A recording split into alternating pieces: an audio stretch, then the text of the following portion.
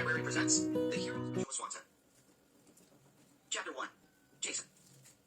Even before he got electrocuted, Jason was having a rotten day.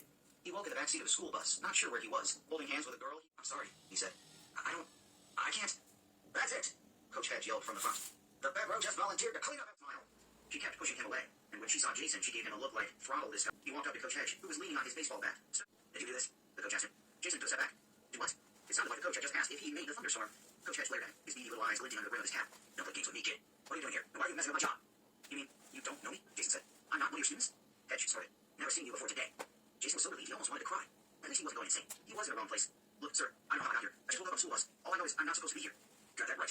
Hedge's rough voice dropped into a murmur like he was sharing a secret. You got a powerful way with him. I don't know who you are. I just know what you are. And it means trouble. Now I've got to protect 3 of you rather than 2. Are you the special package? Is that it? What are you talking? 3 half-bloods and 1 old man? Dylan laughed. Good luck. Dylan pointed at Leo, and a funnel cloud materialized around him. Leo flew off the sky. Something? Coach Hedge cursed and tossed Jason his club. I don't know who you are, kid, but I hope you're good. Keep that thing busy. Goat's hooves, which meant those feet above the river. He hugged Piper tight, and she repositioned herself so she was hugging him too. They were nose to nose. Her heart beat so hard, Jason could feel it through her clothes. Her breath smelled like cinnamon. She said, "How did you?" "I didn't," he said.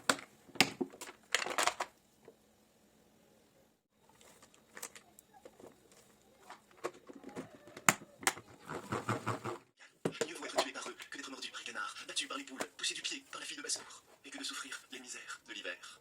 Il s'élança dans l'eau et nagea à la rencontre des cygnes. Ceux-ci l'aperçurent et se précipitèrent vers lui les plumes soulevées. Suis-moi, dit le pauvre animal, et penchant la tête vers lui. Il n'y a pas de mal à être né dans une basse-cour lorsqu'on sort d'un œuf de cygne. Et les grands cygnes nageaient autour de lui, pareil du grain dans l'eau, et le plus petit d'entre eux, puis battaient des mains. Ils coururent à leur père et à leur mère et revinrent engorgés des ductres de bonheur. Mais ils n'étaient pas fiers. Un bon cœur ne le devient jamais. Ils songeaient à la manière dont ils avaient été persécutés et